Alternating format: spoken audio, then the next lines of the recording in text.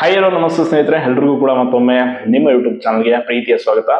ಯಾರೆಲ್ಲ KEA ನೇಮಕಾತಿಗಳು ಅಂದ್ರೆ ಇತ್ತೀಚೆಗೆ ನೋಟಿಫಿಕೇಶನ್ ಆಗಿದೆ KEA ಇಂದ, ಸೊ ಆ ಪರೀಕ್ಷೆಗಳಿಗೆ ಓದ್ತಾ ಇದ್ದೀರಾ ಅವ್ರಿಗೆ ಇದು ತುಂಬಾ ಇಂಪಾರ್ಟೆಂಟ್ ವಿಡಿಯೋ.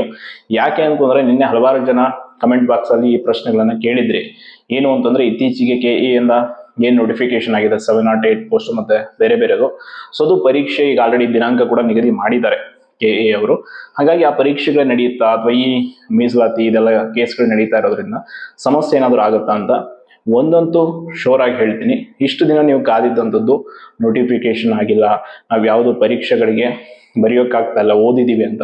ಹಂಗಾಗಿ ನೀವು ಸದ್ಯ ಏನು ತಯಾರಿಯನ್ನ ಮಾಡ್ಕೊಳ್ತಾ ಇದ್ರೆ ಪರೀಕ್ಷೆಗೆ ಸಂಬಂಧಪಟ್ಟ ಹಾಗೆ ಅದ್ರ ಕಡೆ ಹೆಚ್ಚಿನ ಗಮನವನ್ನು ಹರಿಸಿ. ಅಂಡ್ ಅಪಾರ್ಟ್ ಫ್ರಮ್ ಈ ರಿಸರ್ವೇಶನ್ ಕೇಸು ಬೇರೆ ಅದರದೆಲ್ಲ ಪಕ್ಕಕ್ಕಿಡಿ. ಯಾಕಂದ್ರೆ ಉಳಿದಿರುವಂಥದ್ದು ತುಂಬಾ ಕಡಿಮೆ ಸಮಯ ಇದೆ, ಇನ್ನೇನು 1 ಮಂತ್ ಕೂಡ ಇಲ್ಲ ಎಕ್ಸಾಮ್ಗೆ. ಸೊ ಚೆನ್ನಾಗಿ ಪ್ರಿಪ್ರೇಷನ್ ಮಾಡಿ, ನಿಮ್ಮ ಆದಷ್ಟು ಏನೇನು ಸೋರ್ಸಸ್ ಎಲ್ಲ ಇದೆ ಚೆನ್ನಾಗಿ ಸಿಲೆಬಸ್ ಅನ್ನು ಕವರ್ ಮಾಡ್ಕೊಳ್ಳಿ.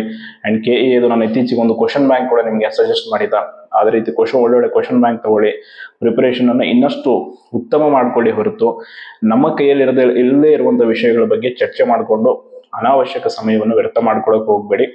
ಯಾರಿಗೂ ಏನಾಗುತ್ತೆ ಅನ್ನೋದರ ಖಚಿತತೆ ಗೊತ್ತಿರಲ್ಲ. ಈಗ ಕೇಸ್ ವಿಷಯ ಅದು ಕೋರ್ಟ್ ಅಲ್ಲಿ ಇರುವಂತದ್ದು, ಪ್ರತಿಯೊಂದು ಹಿಯರಿಂಗ್ ಆದ್ಮೇಲೆ ಒಂದೊಂದು ವಿಷಯ ತಿಳಿತಾ ಹೋಗುತ್ತೆ ಹೊರತು ಇದೇ ಆಗುತ್ತೆ ಅದಾಗುತ್ತೆ ಯಾವುದೂ ಇಲ್ಲ. ಹಂಗಾಗಿ ನೀವು ಸದ್ಯಕ್ಕೆ ನಿಮ್ಮ ಪ್ರಿಪರೇಷನ್ ಅನ್ನ ಮಾಡಿ. KEA ಅವರಿಗೆ ಕೊಟ್ಟಿರುವಂತದ್ದು ಪರೀಕ್ಷೆ ನಡೆಸೋದಕ್ಕೆ ನೀವು ಅಪ್ಲಿಕೇಶನ್ ಹಾಕಿದೀರಾ, ಫೀಸ್ ಕಟ್ಟಿದೀರಾ, ಓದ್ತಾ ಇದ್ದೀರಾ ಅಂಡ್ ಎಕ್ಸಾಮ್ ತಯಾರಿ ಮಾಡಿಕೊಂಡು ನಿಮ್ಮ ಎಕ್ಸಾಮ್ ಸೆಂಟರ್ಗೆ ಹೋಗಿ ಎಕ್ಸಾಮ್ ಬರೀರಿ. ಹೊರತು ಬೇಡದೇ ಇರೋ ವಿಷಯಗಳ ಬಗ್ಗೆ ತಲೆ ಕೆಡಿಸ್ಕೊಂಡು ಹಾಳು ಮಾಡ್ಕೊಂಡ್ರೆ ಮತ್ತೆ ಅವಕಾಶಗಳು ಸಿಗಲ್ಲ. ಈಗಾಗಲೇ ತುಂಬಾ ಜನ ಇಂಥ ವಿಷಯಗಳಿಂದ ಸಮಯವನ್ನು ಕಳ್ಕೊಂಡಿರುವಂತವ್ರು ಇದ್ದಾರೆ. ಅದರಲ್ಲೂ ನಾನು ಕೂಡ ಅಷ್ಟೇ, ಅನಾವಶ್ಯಕ ವಿಷಯಗಳಿಗೆ ತಲೆ ಕೊಟ್ಟು ಅನಾವಶ್ಯಕ ವಿಚಾರಗಳ ಬಗ್ಗೆ ಅಂಡ್ ನಮ್ಮ ಕೈಯಲ್ಲಿರುವಂತ ವಿಷಯಗಳ ಬಗ್ಗೆ ಎಲ್ಲ ಹೆಚ್ಚು ಯೋಚನೆ ಮಾಡ್ಕೊಂಡು ಕೂತ್ಕೊಂಡಷ್ಟು ಕಣ್ಣು ಮುಂದೆ ಇರುವಂತ ಅವಕಾಶಗಳು ಕೈ ತಪ್ಪಿ ಹೋಗುತ್ತೆ. ಮತ್ತೆ ಆಪರ್ಚುನಿಟೀಸ್ ಬರಲ್ಲ. ನೋಡಿ, ಕಳೆದ ಬಾರಿ VAO ರೆಕ್ರೂಟ್ಮೆಂಟ್ ಆಗಿತ್ತು, ಅದ್ರಲ್ಲಿ ಅದೆಷ್ಟೋ ಜನ ಹುದ್ದೆ ಪಡ್ಕೊಂಡು ಇವತ್ತು ಆರಾಮಾಗಿ ಪೀಸ್ಫುಲ್ ಆಗಿ ಜಾಬ್ ಮಾಡ್ಕೊಂಡಿದ್ದಾರೆ. ನೆಕ್ಸ್ಟ್ ಕೂಡ VA ನೋಟಿಫಿಕೇಶನ್ ಆಗುತ್ತೆ, ಬೇರೆ ಬೇರೆ ನೂರಾರು ಹುದ್ದೆಗಳಿದೆ. ಅದು ಯಾವಾಗ ಆಗುತ್ತೆ ಅನ್ನೋದು ಬಿಟ್ಟು ನಿಮ್ಮ ತಯಾರಿಯನ್ನ ಮಾಡಿ. ನೀವು ಕಂಪ್ಲೀಟ್ ಆಗಿ ಸಿಲೆಬಸ್ ಮುಗಿಸ್ಕೊಂಡಿದ್ದೀರಾ, ಪ್ರಿಪ್ರೇಷನ್ ಆಗಿದೆಯಾ, ಅದರದ್ದು ಏನ್ ರಿವಿಷನ್ ಮಾಡಬೇಕು, ನಾವು ಇನ್ನೂ ಎಲ್ಲಿ ಯಾವ ವಿಷಯದ ಕಡೆ ಜಾಸ್ತಿ ಕಾನ್ಸಂಟ್ರೇಟ್ ಮಾಡಿಲ್ಲ ಅನ್ನೋದ್ರ ಬಗ್ಗೆ ಅಷ್ಟೇ ಒತ್ತು ಕೊಡಿ. ಹೊರತು ಹೊರಗಡೆ ಇರುವಂತ ಪ್ರಾಪಂಚಿಕ ವಿಷಯಗಳನ್ನ ಬಿಟ್ಟು ಬಿಡಿ. ಅದು ನಡೀತಾ ಇರುತ್ತೆ, ಆಗ್ತಾ ಇರುತ್ತೆ, ಹೋಗ್ತಾ ಇರುತ್ತೆ, ಅವೆಲ್ಲ ಬೇರೆ ವಿಷಯ. ಆಗಲ್ಲ ನನ್ನ ಕೈಲಿ, ನಾನು ಇದ್ರ ಕಡೆ ಗಮನ ಕೊಡ್ತೀನಿ ಅಂದ್ರೆ ಓದೋದನ್ನ ಬಿಟ್ಟು ಬೇರೆ ಏನಾದ್ರು ಇಮಿಡಿಯೇಟ್ ಆಗಿ ಒಂದು ಸ್ಕಿಲ್ ಡೆವಲಪ್ ಮಾಡ್ಕೊಂಡು ಯಾವ್ದಾದ್ರು ಕೆಲಸ ಮಾಡೋದ್ರ ಕಡೆ ಗಮನ ಕೊಡಿ. ಕಾರಣ ದಿನೇ ಸಮಯ ಕಳೆದು ಹೋಗುತ್ತೆ, ನಮ್ಮ ವಯೋಮಿತಿ ಕೂಡ ಮುಗಿಯುತ್ತೆ. ಹೊರತು ಯಾರು ಬಂದು ಆಮೇಲೆ ಲೈಫಲ್ಲಿ ಹಾಳಾದ್ಮೇಲೆ ಬಂದು ಕೈ ಹಿಡಿದು ಉದ್ಧಾರ ಮಾಡೋಕ್ಕಂತೂ ಬರಲ್ಲ, ಆಯ್ತಾ?